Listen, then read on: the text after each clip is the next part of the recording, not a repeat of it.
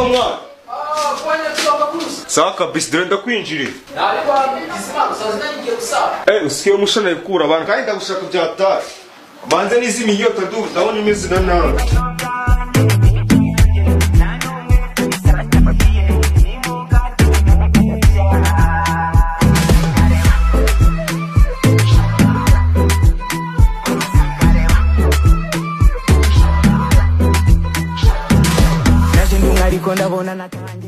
Inyota yishe umunyarwanda.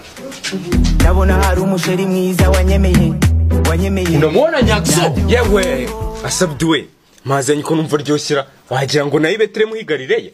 Nawe se mwana reka njye muri toilette rero ngiye maze iminsi ngwaga kanzu. Wewe unajua mimi nakupenda. I wanna say goodbye. Nitakuwa popote tutapokwenda. Mimi na wewe kidole na pete. Mimi sitongoja ukuvisha pete. Nichagua wewe wangu wa milele. Tutafute wote. Mwana siko nibagiye akabito ko gutawaza. Hari abantu bajya bavuga ngo tubito twacu tujyana gutawaza tuba dusa nabi. Nyakisuko n'akabido nubwo tukajyana muri toilette ubona gasa nabi. Reba akabido kakoreshejwe na nyogokuru muri za 80 kakaba kakiriho. None se kuri kwiboroso bayiki? Mwana usuka amazi ngo yavuyemo. Yewe Nyakso uri seri. Wasanga iki gikombe ngore mari cyane kiri ku meza dukuramo uburozi dutegesha imbeho. No. Ariko niba banje kumera kari mu nta kibazo. Mwana usuka waruneye ubwo. Cyakoze uranyishe. Mwana wo gutaragenda mva nkubwira. Ikisi? Mwana wanije imyenda ko mukanye saa 8 hari ukwe ndataha. Ubutaha. Nako ndajya kuvumba. Amayi gusa no kwa birabera. Naba nkubeshye gusa bariyakira muri Hema Restaurant saa 8 zuzuye. Ese kuje gutira imyenda saa 4. Nibyo byiza mukanye saa 4 n'igice ndajya kuvumba ubunyano kwa Vedas. Ariko imyenda saa 10 urabayigaruye. Saa 10 zuzuye nibwo Kristo kuri adipenya Mirambo ranije masisha iminsi 20. Anjumva nayo ibiryo biraba bihari. Ariko sha uravumba. Gira vuba ubwo mwana. Ndabona saa 4 n'igice ziburi minota 20 wenda mbere kujya mu nyana nahita mpafite nkavumba kabidi ka Mariam kari kubera kiyose. Reka nze nyiguye. Nari bikaza ne mwana kaza. Ariko mwana uze gutavana n'injo ndajya muri bidi ya sheri wanje. Irabera hito pyramid. Nyakso usko nanjye bimenye mu kanya ko yari. None nawe urabizi. Ntago nayiberwa mwana. Nzani imyenda vuba vuba ubwo. Mwana reba imyenda itari umweru. Reception numvishe ngo uraba bikajije biraza gusaba ko nza guca mu itiyo y'amazi. Nyakso wihute. Nari papa. Mwana ya nama yo kuri koperative tubivumbe se dasubara muhinduye. Zandaje. Nyakso. Iyo po. Bimeze bite? Kwambaye neza giye. Shawo ngiye mu batizo wa Petit Frère. Amotsi zirabira kwagera nangaye. Cyane 300 ku ikarita gusa. Umva niyo abari 500 nje nakemera nkayishyura ariko ngo gukishyira ngashyikira umuvandimwe. Wanzaye zose ndemera ndisubike. Gusa umenya ko ibintu byo kurya nabirimo. Nibutse ko ngomba kujya gufata indangamura akakanya. Kagende hubwo. Uje warya ibigori gusa. Apo indangamura nzaba nyifata n'undi munsi.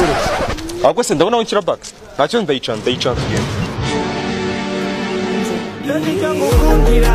Gukundira urankunda bikandenga baby cyo ngukundira urankunda bikandenga baby cyo ngukundira Nyakso Rwanda Free Rwanda siko muri terambara kandi ubona saa 8 zigiye kugera mwana ngiye kujya mu miterambara mitinza tugenda sibyo mwana ujye umenye ibyo kuvuma nawe mu gahunda ese tugiye tugasanga burete zashize kandi kuko naje daraza kuvuma carnivore professionnel yagize cyane rwose ngo yari umuhuro byuko komerezaho n'ubukwe nigize natanu ko mama yambwiye yewe ngo bageze ku mandazi arye tute mwana baby cyo ngukundira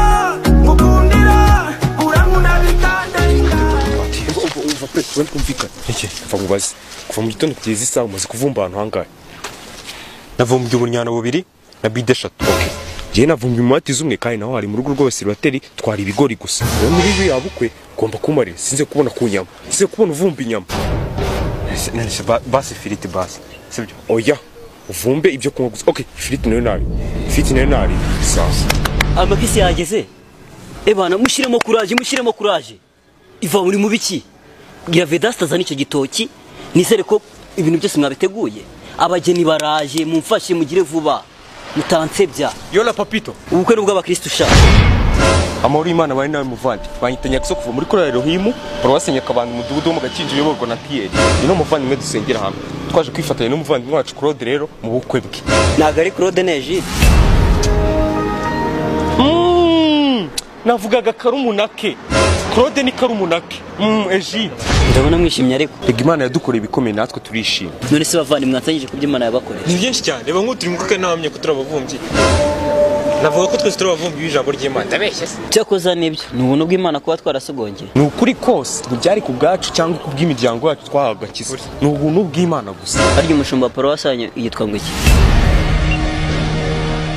uravuga pastor twubaha cyane twafungiye amakwe menshi mwe mwese mwihanganye gato aragatangazo gato nshaka kubaha hano mu bukwe hari abantu batagenzwa na kaba bari kugenda biba ibintu niyo mpamvu tugiye kuzana umusekiriti akagenda ashaka kuri buri muntu amwereka invitation yiwe ubwo udafite invitation araba ari umuvumbyi ubwo nizo nzerezi ziri kugenda ziba ibintu byacu At this moment. Yakso twiruke se tinaje no kubona umuryango ndacamo